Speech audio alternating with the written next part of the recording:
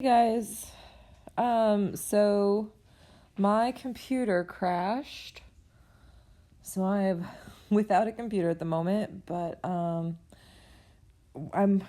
supposed to be getting a new computer soon, so I don't know if we'll have class tomorrow or not, but either way, I will, if not, I will just post a video of the practice problems. But anyway, I will go over the stuff for this week. So this week we're going to be focusing back on X and Y intercepts, but we're going to be looking at them in standard form. So, first, just to go back over graphing lines, remember that lines and slope intercept are mx plus b, where b is your starting point. So in this case, we start at -4, and m is your slope, which is the number with x, and it's rise over run. If you ever have just a number, just put it over 1. So from my starting point, I'm going to go up 2 spaces and write 1, and then I'm going to keep doing that all the way across the graph to get a better line. And then if you can't go up and right, you can go down and backwards. And ta-da! Don't forget that lines should have arrows. Okay, and so for this one, my b is +4, and then if there's no number there with x, it's like having a 1, so it's 1 over 1. So I go up 1 space, right 1, and then I can go down and left. Remember that positive slopes should go up from left to right, and negative slopes should go down from left to right. There we go. Oh, that's kind of off the dots, but you get what I mean. Okay.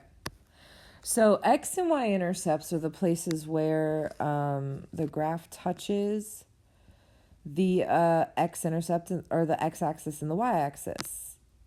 So on these graphs, for the first one, the x-intercept is this point, which is 2, 0. And the y-intercept is this point, which is 0, -4. Then on the other graph, my x-intercept is that point -4, 0. Sorry, this one. And my y-intercept is the point 0, 4, where it touches the y. So the nice thing about standard form is that you can find x and y intercepts pretty easily using the equation, because as we talked about last week, for an x-intercept, you just plug in 0 for y. So in that case, I'm going to just make y go away. So I'll have 2x equals -7. Then I just have to divide, which is just -7/2. So that'll be the point -7/2, 0. Okay. The y-intercept is where I plug in 0 for x, so I pretty much just make that go away, where I get -y equals -7. So if I divide both sides by -1, I end up with y equals 7. So the point is 0, 7. So I'll do these other ones. The x-intercept, plug in 0 for y. 0 times anything is 0, so just make it 2x plus 12. Divide both. Oops. Look at me doing stuff in my head before. Divide both sides by 2, and you get x equals 12. So the x-intercept is the point 12, 0.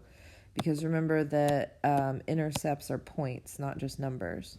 And then for the y, I make the x go away. So 3y equals 24, and then I just divide. This is why standard form is good for intercepts, because they're so easy to find.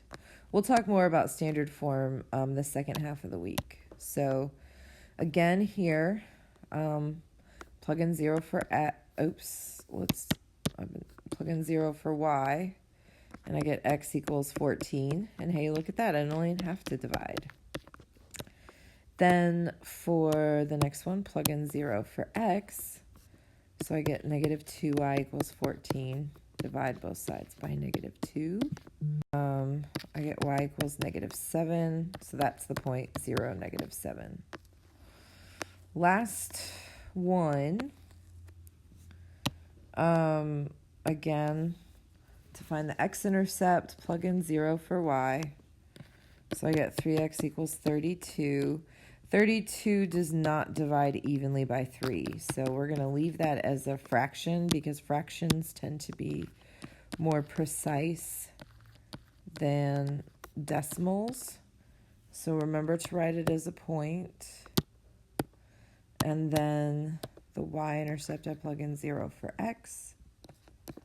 And I get 4y equals 32. So I'm going to divide both sides by 4. And I get y equals 8.